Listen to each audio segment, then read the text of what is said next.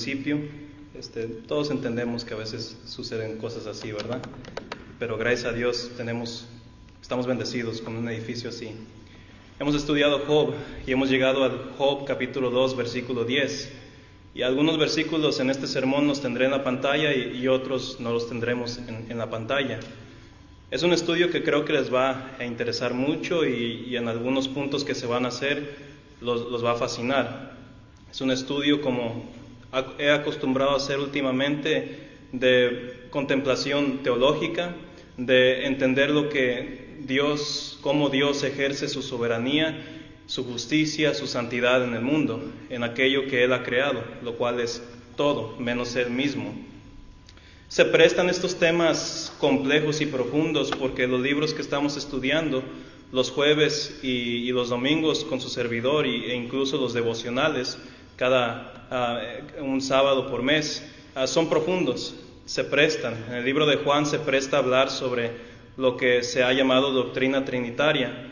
En el libro de Job se presta a hablar sobre la providencia de Dios o sobre los temas del sufrimiento y del mal, y por qué existe el mal o el sufrimiento en un mundo que creó Dios y que nosotros entendemos de un Dios santo y perfecto. Y hemos estudiado de que Dios tiene motivos para permitir o ejercer ciertas cosas en su agenda providencial. Y hemos hablado de algunos asuntos prácticos también, de cómo nosotros podemos ver nuestro sufrimiento, ser honestos con nosotros mismos y tomar ventaja de ellos cuando Dios nos da vida, para aprender y crecer y glorificarlo aún en nuestro sufrimiento. De eso se trata Job. Job es una conversación que nosotros tenemos con Dios, solo que ahí Job lo está teniendo con sus amigos y luego con un individuo que se llama Eliud y luego con Dios. Es como si nosotros nos estamos poniendo en la posición de Job y él está hablando por nosotros. Es un libro fascinante, único del Antiguo Testamento y en la literatura que ha existido en el mundo.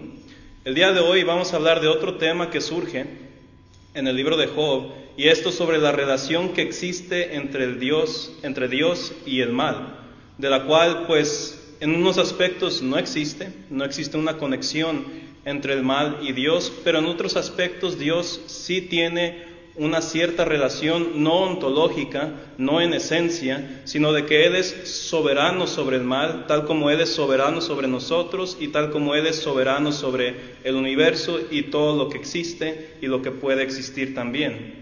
Esto se encuentra en Job 2, versículo 10. Y lo que haremos en este día, primero Dios, vamos a hablar de este texto en gran profundidad, aclararlo porque muchos consideran que es una contradicción de algunos otros pasajes que encontramos en la Biblia sobre la esencia santa de Dios. Vamos a clarificarlo y ya en los siguientes estudios que tendremos, primero Dios, ya iremos directamente al texto y las devocionales serán enfocadas en temas especiales. Así avanzaremos un poco más rápido con el libro de Job, de la cual no hay prisa, pero creo que ya quieren entrar en lo más difícil del libro, lo cual es del capítulo 3 hasta el final. Solamente una pequeña parte es difícil, todo el libro prácticamente. Pero dice el versículo: y él le dijo, como suele hablar cualquiera de las mujeres fatuas, has hablado. Recuerden que analizamos la semana pasada de que hay una manera sabia de responder hacia nuestras aflicciones y también hay una manera fatua para responder hacia nuestras aflicciones. No hay necesidad de comentar más de ello. Pero dice Job, ¿qué? ¿Recibiremos de Dios el bien? Aquí la clave. ¿Y el mal no lo recibiremos? En todo esto leemos aquí que Job no cedió a la tentación, no logró lo que Satanás quiso que él hiciera, el cual era blasfemar el nombre de Dios o maldecir el nombre de Dios. En el capítulo 3 vamos a ver que Job, en vez de maldecir el nombre santo de nuestro Dios, o como dice en el hebreo, bendecir para dar un eufemismo, Job maldice el día en que él nació. Job maldice su vida, su existencia, porque dice, si Dios me ha bendecido tanto hasta que llegara a este punto solo para que todo lo perdiera, entonces ¿cuál es el punto de mi vida? Y es algo que que aquellos quienes piensan seriamente en sus vidas, de alguna otra forma ha contemplado antes. Entonces, es un libro profundo que se presta a la contemplación seria, no solamente a la lectura devocional. Tenemos un fides quorens intellectum en nuestra fe, tenemos una fe que busca discernimiento. Pero ¿qué es lo complejo o lo controversial del texto que acabo de leer? Lo controversial es esto, y lo subrayé, de que Dios tiene capacidad de dar, o de que nosotros tenemos capacidad de recibir tanto el bien como el mal. La parte del bien no es controversial. Dios bendice a las personas, Dios los bendice con sanidad, Dios los bendice con conocimiento de su ser, Dios nos bendice con alimento, con ropa. Dios en Cristo Jesús bendijo a las personas afligidas por los demonios con estos milagros de librarlos de esto, de sanarlos. Dios es inmensamente bondadoso. Él es omnibenevolente, todo lo que Dios hace y permite en el mundo es para un propósito bueno. Y lo bueno no es un estándar fuera de Él en sí mismo. Él siempre es sobreexistente en el bien. Él es el bien, como Cristo Jesús le dijo a sus antagonistas: no hay nadie bueno más que Dios, en el libro de Marcos. Eso no hay problema, lo aceptamos, aún en una lectura rápida de las Escrituras. Pero ¿cómo es de que una persona puede recibir el mal?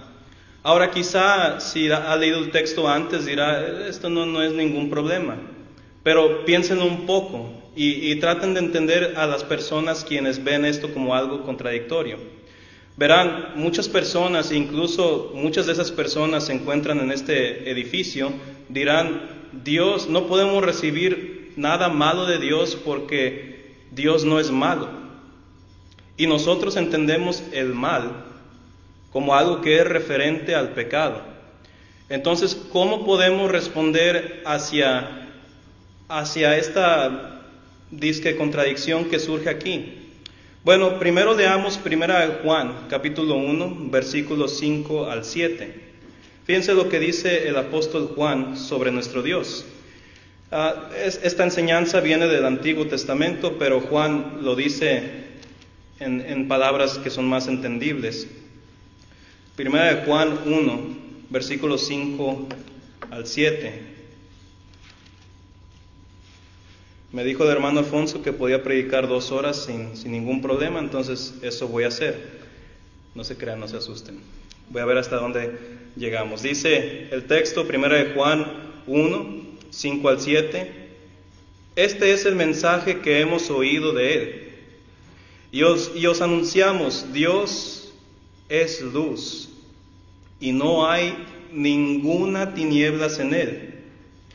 Si decimos que tenemos comunión con Él y andamos en tinieblas, mentimos y no practicamos la verdad. Pero si andamos en luz, como Él está en luz, tenemos comunión unos con otros, y la sangre de Jesucristo, su Hijo, nos limpia de todo pecado. Algo que habló nuestro hermano Juan en el estudio pasado.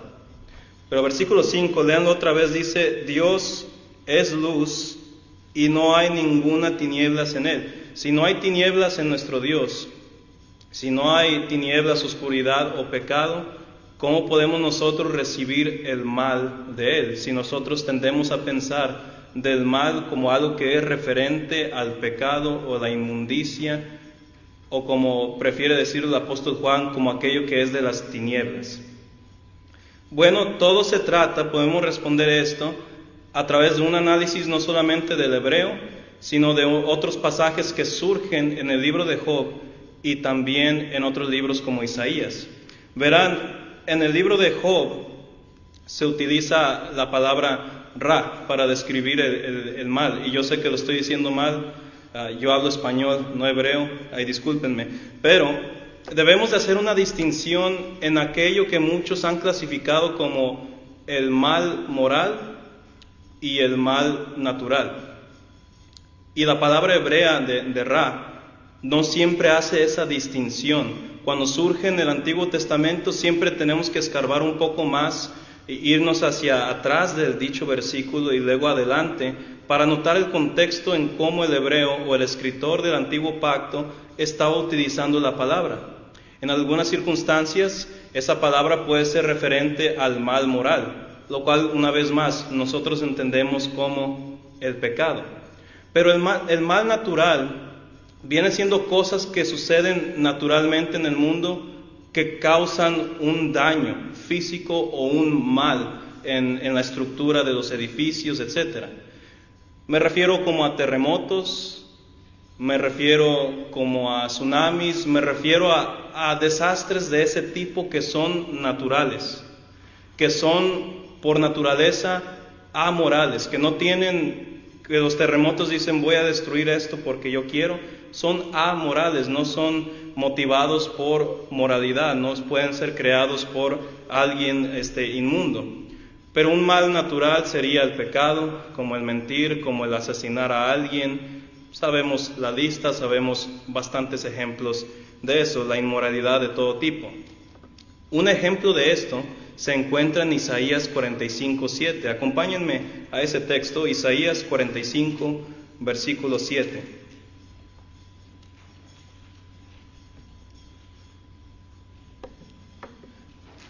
Ahora, no menciona a mi conocimiento en hebreo la palabra ra, pero sí habla del mismo concepto, de esta dualidad entre lo que es el mal moral y lo que es el mal natural. No se dejen engañar por tantas palabras, es bastante sencillo y ustedes mismos los van a entender. En Isaías 45:7, muchos han interpretado el pasaje diciendo claramente Dios no es santo, porque dice que en Dios se origina lo bueno y también lo malo, que en Dios hay luz como hay tinieblas.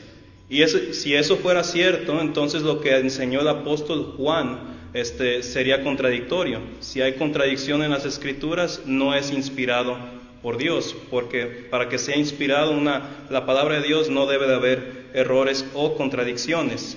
Pero, dice el versículo, hablando de Dios, dice que formó la luz y creó las tinieblas, que hago la paz y creó la adversidad. Yo, Jehová, soy el que hago todo esto. Entonces dirán muchos, y quizás está pensando en esto ahorita. Claramente dice que Dios es el origen del bien y del mal. No necesariamente. Hace unos meses estudiamos un poco, o comentamos un poco sobre el pecado. Y el pecado es algo abstracto, algo como el frío, algo que no existe dentro de lo que es referente a lo ontológico. Es la ausencia del bien, de la santidad, de la justicia, tal como el frío, tal como la oscuridad, que técnicamente no existe, pero que es simplemente la ausencia de ello. Entonces no puede originar de Dios en bases doctrinales o teológicos. Ahora, otra cosa que comentar aquí. En este pasaje, y no lo vamos a leer, pero versículos antes, nos define Isaías lo que él se refiere como luz y como tinieblas, y nos define también cómo él define paz y adversidad. Y él está hablando sobre esto, sobre el mal natural. Dios está haciendo una promesa: yo soy el origen del bien, de su shalom, de su paz, pero también yo puedo permitir que sucedan males naturales, que sucedan ciertas destrucciones, que estén sujetos a cautividad por quebrantar el pacto. Pero no está diciendo de que Él es el origen del mal. Para el apóstol Juan, lo que dimos hace un momento fue muy importante, porque en ese entonces estaba respondiendo hacia una secta bastante prominente en ese entonces, lo del gnosticismo. Y una de sus múltiples enseñanzas era de que el Dios del Antiguo Testamento era un Dios malo. Eso era lo que enseñaban. Y está resurgiendo eso, de hecho, hoy en día. Se está reciclando. Todas las ideas que no son doctrinales siempre se reciclan. Satanás siempre las vuelve a surgir, pero les pone un diferente moño. Entonces, para que no sean engañados cuando oigan ciertos diálogos así. El Dios del Antiguo Testamento es el mismo del Nuevo Testamento, es un Dios de gracia y de justicia. En Él no se originan las tinieblas en el sentido pecaminoso, pero Él sí permite que sucedan ciertas calamidades para ejercer su justicia. Si no sucede eso, Dios no es un Dios justo, y esto es algo que entendemos en la Biblia. Isaías 45, versículo 7, nos declara esto, de que Él se refiere al mal natural, no de que en Él se origina el mal moral. Pero aún mismo en el libro de Job, veamos Job 2, versículo 13. Ahí mismo el pasaje nos muestra de que cuando Job dice esto de que recibiremos el bien de Dios y el mal, no se refiere al mal natural, sino se refiere a su aflicción, al mal natural que él estaba sufriendo en ese entonces, la sarna maligna, la cual es amoral. Dice Job 2, versículo 13, fíjense bien lo que dice aquí. Dice, así se sentaron con él en tierra por 7 días y 7 noches, y ninguno le hablaba palabra, porque veían que su ra, la palabra hebrea, su mal era muy grande. No era un mal moral, no era algo pecaminoso de tinieblas que sería contradictorio hacia la santidad de Dios, sino de que Dios permitió una aflicción natural en Job. No hay contradicción en Primera de Juan con el libro de Job. Aún en nuestras versiones modernas se ve cómo se utiliza y cómo se elige traducir. Entonces, primera parte del sermón ya está. Ya hemos aclarado esto y aquí hay más notas en la pantalla que pueden tomarle fotos. Pero ahora surge otra pregunta interesante.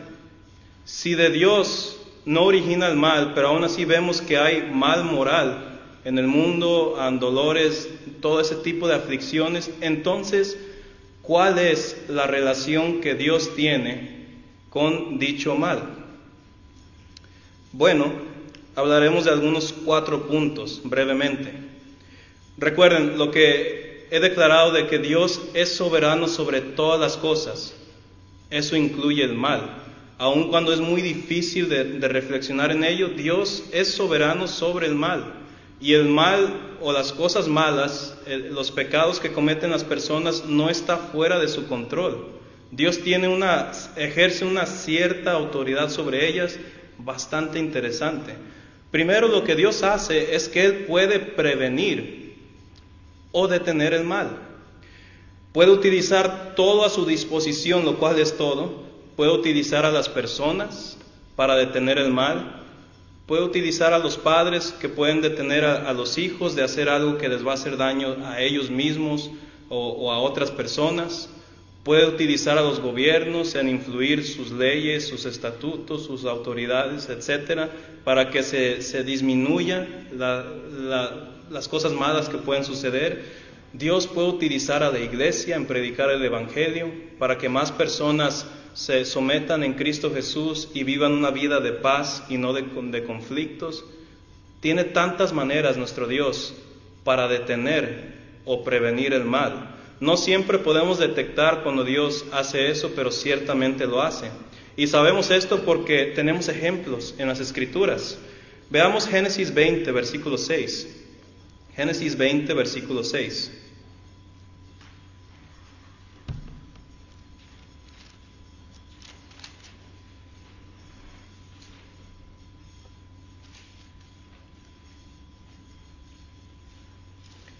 Abraham quería utilizar su astucia mundana, digámoslo así, para tratar de cumplir la promesa que Dios le había hecho a él, de tener una descendencia. Y al tener este contacto con un rey que se llamaba Abimelech, él ofreció a su esposa para apaciguar la situación, para que no lo maten. Y claro que nosotros desde la perspectiva del lector podemos decir, no tenía que haber desconfiado en Dios o tratar de cumplir la promesa de Dios él mismo, porque si Dios le prometió que iba a tener descendencia, quiere decir que Dios no iba a permitir que él muriera antes de tener hijos. Pero regresando al tema, aquí vemos un ejemplo de cómo Dios detiene el mal. Dice el versículo 6, y le dijo Dios a este rey en sus sueños, yo también sé con integridad de tu corazón has hecho esto, y yo también te detuve de pecar contra mí, y así no te permití que tocases a la mujer de Abraham. Dios intervino en el Antiguo Testamento, en este ejemplo, en los sueños de este rey. Dios tiene poder para detener el mal. Sí, por supuesto, vemos en las noticias que surgen muchas cosas malas. Desafortunadamente, es hasta deprimente ver tanta noticia. Pero también tomemos en cuenta que Dios, a pesar de que no lo apreciamos siempre, Dios en muchas ocasiones detiene el mal, a veces cuando no nos damos cuenta. En nuestras propias vidas, solo Dios sabe cuántas veces hemos estado en una situación donde nos puede chocar un carro, donde puede caer una cierta cosa en nosotros, donde podemos pasar por una aflicción, por una enfermedad. ¿Cuántas veces que no nos damos cuenta de que Dios ha detenido ciertas ocasiones que nos va a crear daño a nosotros? Por eso es recomendable siempre orar en agradecimiento. Dios, yo sé que usted ha detenido varias cosas, le agradezco por aquello que ni siquiera me di cuenta, y es fascinante. Israel muchas veces en el antiguo pacto estaba así de ser destruido. Si no era por Egipto, era por Babilonia, siempre así. Y Dios siempre intervenía para que no fuera destruido, para que así el Mesías, nuestro Señor Jesucristo, naciera en el primer siglo. Vemos tantos ejemplos de esto en la Biblia. Vemos un ejemplo con Cristo también, en Lucas 4, donde había predicado en una sinagoga y los que estaban ahí no les agradó nada lo que había dicho, y lo llevaron a un monte y lo iban a aventar de ese monte. Pero de repente, de manera tan curiosa o peculiar, se detienen esas personas. Dios tiene a su disposición detener los corazones o las intenciones de las personas, y a veces muchas de estas circunstancias es un misterio para nosotros, pero ciertamente Dios es soberano sobre esas voliciones. Esta es una relación que Dios tiene sobre el mal. Puede detenerlo o puede prevenirlo. Dios puede, por supuesto, como hemos visto muchas veces, puede prevenir el mal. Ahora, lean conmigo este primer punto. Dice, Dios no permite el mal porque lo apruebe, pero lo puede permitir, sea para propósitos de redención o retribución. Y siempre, como Dios es omnibenevolente, siempre hay una razón buena del por qué Dios va a permitir una cierta ocasión. A veces esos propósitos son revelados inmediatamente, a veces con el tiempo, pero ciertamente Dios puede permitir estas cosas. El ejemplo más claro es Hechos 2:22. Nos dice aquí el texto, Hechos 2:22, las palabras del apóstol Pedro. Si no puede pensar en ejemplos específicos que justifican este punto, recuerden el ejemplo más claro, el ejemplo más supremo de todos, Cristo Jesús. Dice el versículo, varones israelitas, oíd estas palabras, Jesús Nazareno, varón aprobado por Dios entre vosotros, con las maravillas, prodigios y señales que Dios hizo entre vosotros, por medio de él, como vosotros mismos sabéis, a entregado por el determinado consejo y anticipado conocimiento de Dios, prendisteis y matasteis por manos de inicuos, crucificándole. Dios permitió un mal enorme en la vida de Cristo Jesús para cumplir un buen propósito, la redención de Israel y la salvación de los gentiles, para que la iglesia de Cristo existiera, para que nosotros tuviéramos paz con Dios, justificación, etc. Dios tiene muchas razones para permitir el mal. Todas esas razones es para un bien que no siempre es apreciado, pero que ciertamente es para un cierto bien. Entonces, la relación que Dios tiene con el mal no es deontológico, no es esencia, pero su relación es de soberanía, de que Él puede detenerlo, Él puede permitirlo y que Él puede dirigir el mal. Técnicamente usted puede dividir estos puntos que estoy hablando de detener o permitir, y este punto con el otro, el que sigue, está dentro de lo que es el permiso divino. Pero solo aquí lo dividí en 4, pero Dios ciertamente cuando permite un cierto mal, sea natural o sea moral, puede dirigirlo. Tiene ese poder para hacerlo. Muchos ejemplos de esto, la vida de Jesucristo, su muerte y su resurrección. Dios dirigió todas las cosas en una agenda bastante estricta. No murió de niño, no murió de joven, permitió que él ejerciera un ministerio terrenal, a pesar de que muchas veces quisieron matarlo, los judíos. No sucedió así. Dios intervenía porque había un propósito, había una manera específica como Dios estaba dirigiendo esto en su Hijo Jesucristo. Pero un ejemplo también bastante claro de esto es José. José, en donde todo le iba mal y al final Dios lo dirigió para salvar a muchos en Egipto y a otros quienes estaban alrededor de Egipto. Iban a ser exterminados por el hambre, iban a ser exterminados por varias cosas, y Dios permitió que José fuera vendido, que fuera maltratado por sus hermanos. Si no hubiera sido maltratado, vendido, llevado a prisión y esto y lo otro, estas causas, no hubiera sido salvo Egipto. Y es de contemplación personal, cómo está dirigiendo mi vida Dios, a qué propósito quiere que me lleve a cabo. Cuando Israel existía, cuando la iglesia hoy en día, cómo está dirigiendo Dios todas las cosas.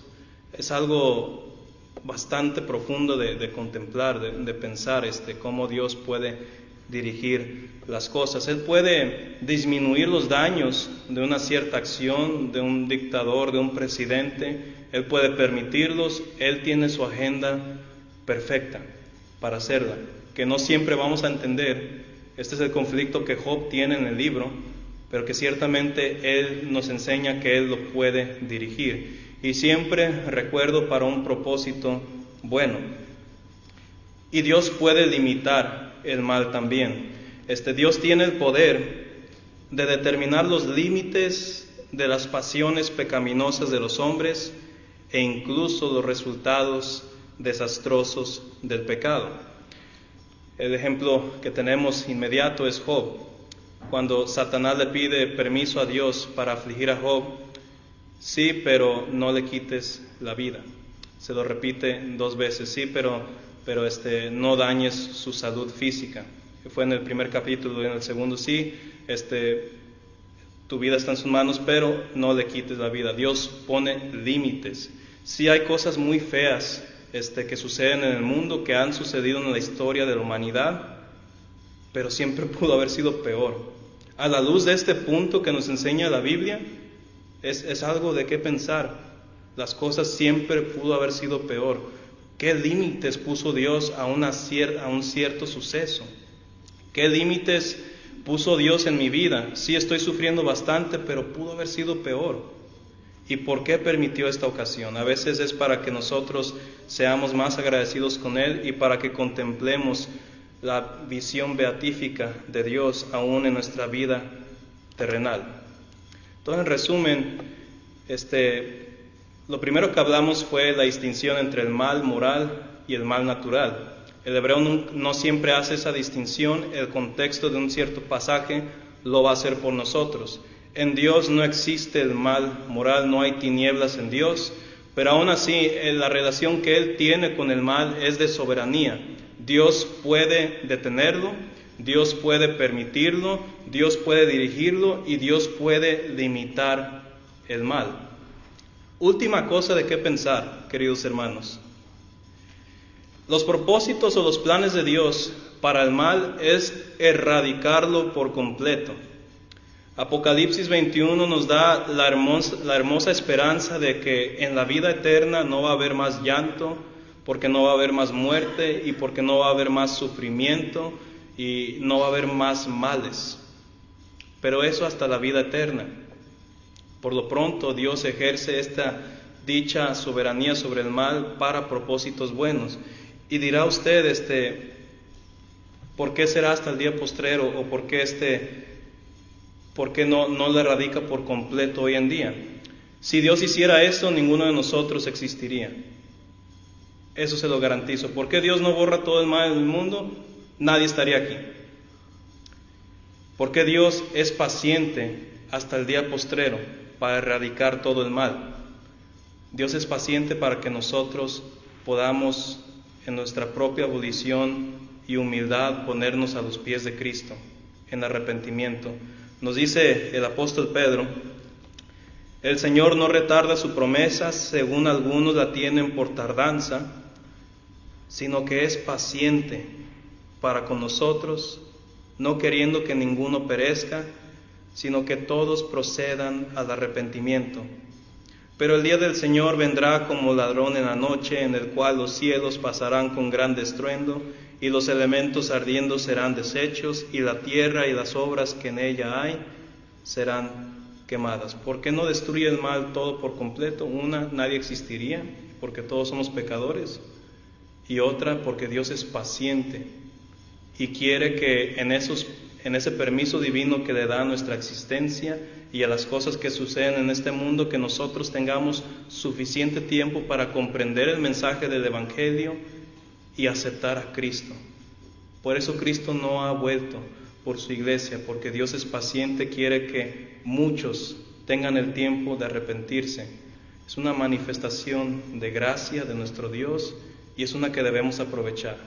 Si ha pasado por males morales o naturales, Dios te da oportunidad, mientras te da vida, a que te arrepientas y estés bien con Él. Aprovecha tu vida para eso. Solo tienes una. Que Dios los bendiga.